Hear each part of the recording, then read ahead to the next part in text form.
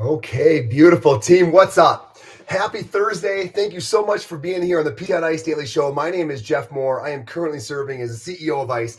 I am lead faculty for our cervical and lumbar spine courses, and I'm thrilled to be here on a Leadership Thursday. We are going to jump into the final episode in this short series, The Art of Presentation. This will be part 4, and it's titled Becoming Trey Anastasio. So before we jump into that, it's Gut Check Thursday because it is Thursday. It's always Gut Check Thursday. It's an AMRAP.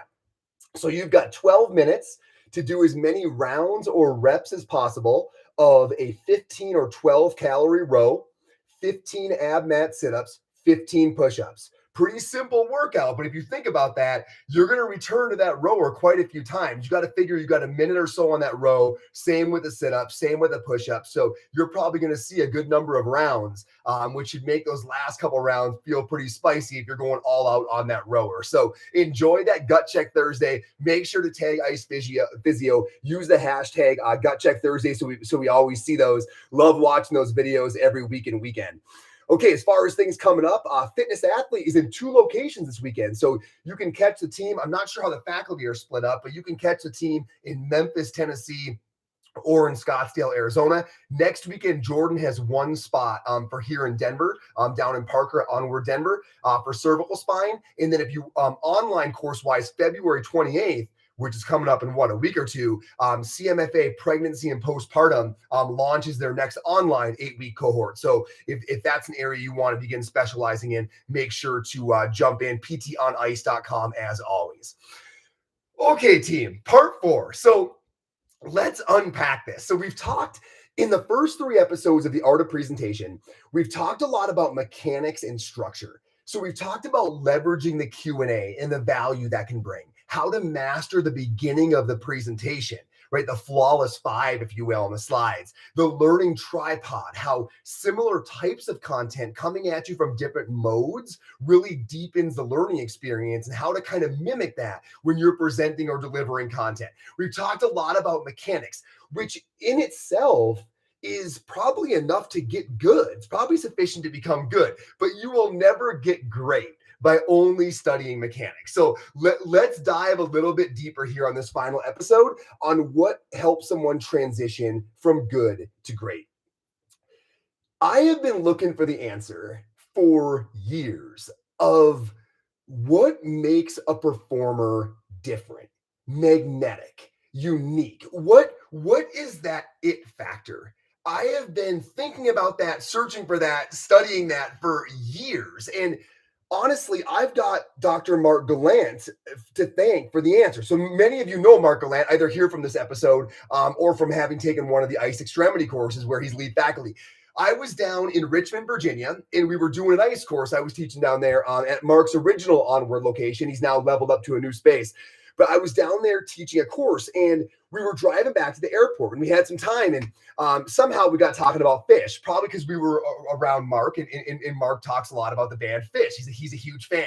So for those of you who aren't familiar with Fish, because I realize it's probably more our age group, they are a massive jam band with an incredible Grateful Dead-like following, absolutely maniacal and huge fan base. And what's interesting about that is that you wouldn't really expect the band members of Fish to be the kind of people that generate this massive maniacal fan base. They're kind of a unique group of characters, a bit quirky, a bit odd, if you will. And to be fair, their music is a bit different as well. It's kind of an acquired taste. And so I'm really fascinated about how did this band, this group of characters, how did they develop this unbelievable following? And I asked Mark that. So we're driving to the airport. I said, Mark, I said, man, what was it about this cast of characters that resulted in this absolutely crazy, loyal, large fan base?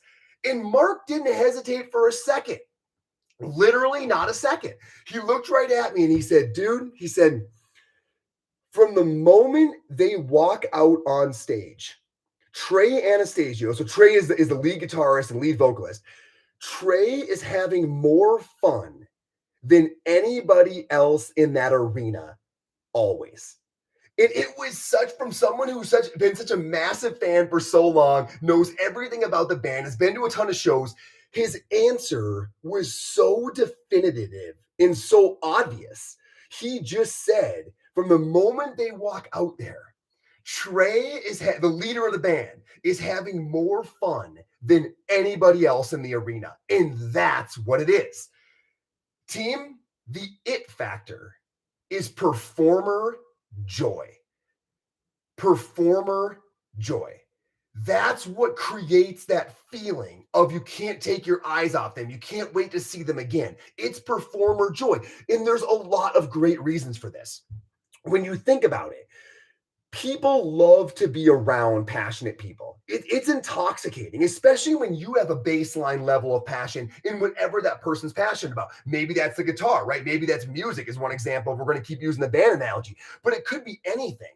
When you have a baseline level of passion and you're around somebody who is insanely into that thing that you're pretty into as well, tell me you don't love those combos. I can give you a million examples in my life. One of them I'll give you is motorcycles, right? I don't know a ton about motorcycles, but I'm interested in them. I own one. I love riding it. I love learning about it. I love little more than going to a motorcycle shop. I just got new tires yesterday. I was down at the Indian shop. There was a dude walking around. I'm always seeking these guys out who are walking around who clearly spend a lot of time in the motorcycle shop. They're not employees, but they kind of are, right? They're chatting everybody up.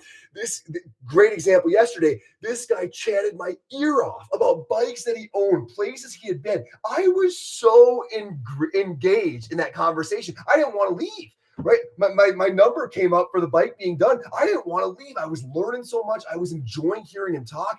You can just tell how much joy this guy has in this stuff. And I was absolutely captivated. People love being around passionate people, especially when they already have a baseline interest. But here's the kicker. Just having the passion, just loving the thing isn't quite enough, right? Having joy isn't enough because that joy and passion has to be transferred to the audience. Okay, now this is where authenticity comes in.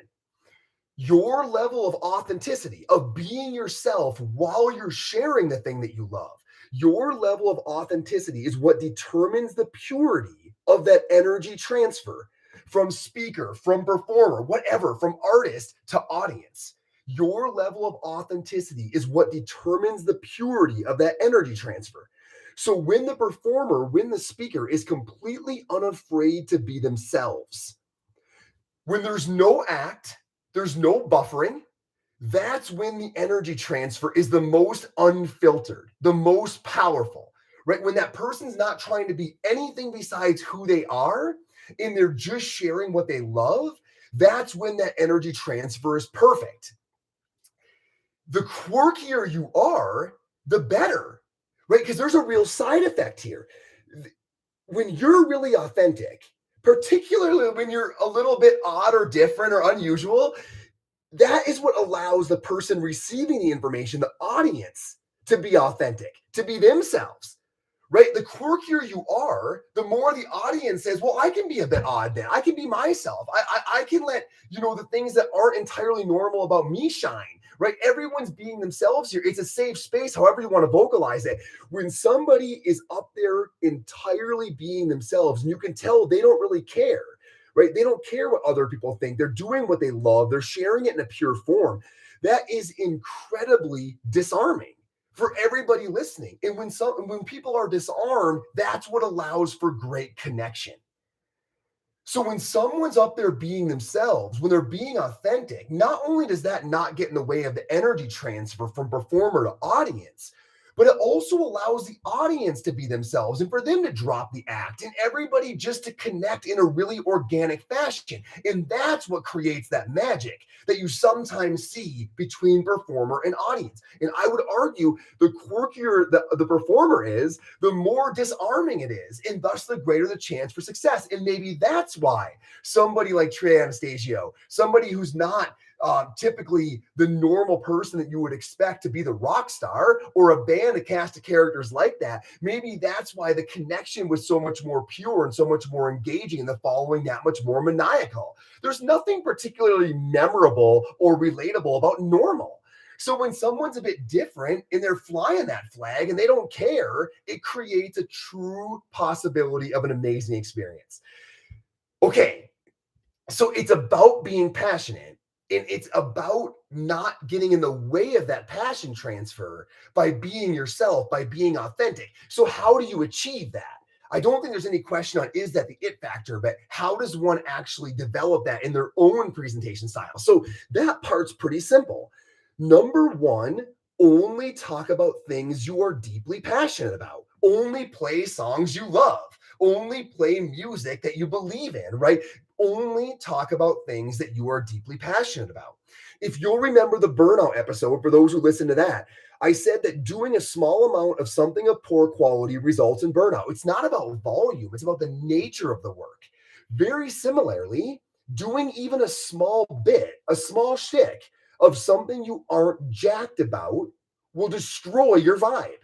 When you're talking about presenting, there will be a big lull. People can feel it. You're not that stoked about this part of the information. Well, team, don't present on that stuff. Don't play those songs, right? Only talk about things you love. This is why at ICE, one thing you'll notice is we don't teach across divisions. I don't teach older adult classes, right? I don't teach anything else in our curriculum besides cervical and lumbar spine, where I've done my life's work, where I've really went down into the nitty gritty, right? And developed that really deep passion that I can then share with people. Christina, Dustin, the whole MMOA crew feel that way in older adult. There's no doubt that Mitch and Zach and Guillermo and Joe and Alan and Kelly and the whole crew over in Fitness Athlete feel that about the fitness athlete space. That's why we don't jump divisions. We stay in our lane, we drive fast because that's where the passion is. I would encourage you to do the same. Only talk about things that give you a buzz, that intoxicate you, because that's what transfers over to the audience. There are some lyrics from a John Craigie song that I have to share that illustrate this beautifully. So John Craigie, wonderful singer-songwriter, if you're not into him, but he wrote a song called I Wrote Mr. Tambourine Man. And there's a group of lyrics that go like this. Never trust a musician who plays with their eyes open. All the good stuff happens when they're closed. You got to give yourself the shivers before you can give them to someone else. You've got to love what you're talking about. You've got to believe in it. You've got to think it's transformative. You've got to give yourself the shivers before you can give them to somebody else. Only present content that you care about. Okay, number two, because remember, that's the passion piece. Number two, only work with people who encourage your quirks. Team, that's what your tribe is. That's how you know you found your tribe. Your tribe are the people that celebrate your quirks, the things that make you a bit different, right? A bit abnormal, if you will. And they celebrate and they recognize those things as awesome and beautiful and things that you should put out front and center. When people around you are celebrating your quirks and you're putting those quirks front and center, you're being authentic. When you're being authentic, there's no filter. When there's no filter, people are disarmed. When people are disarmed, people connect. That's how those magical experiences happen.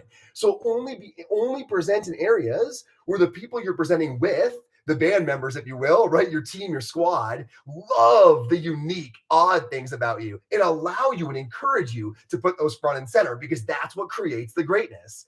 You'll remember Robin Williams. How great was that part of Good Will Hunting when they were on the park bench, right? Sitting there with Matt Damon. And Robin Williams said, people call these things imperfections, but they're not. That's the good stuff, right? That's the good stuff, the unique things about you. That's the magic.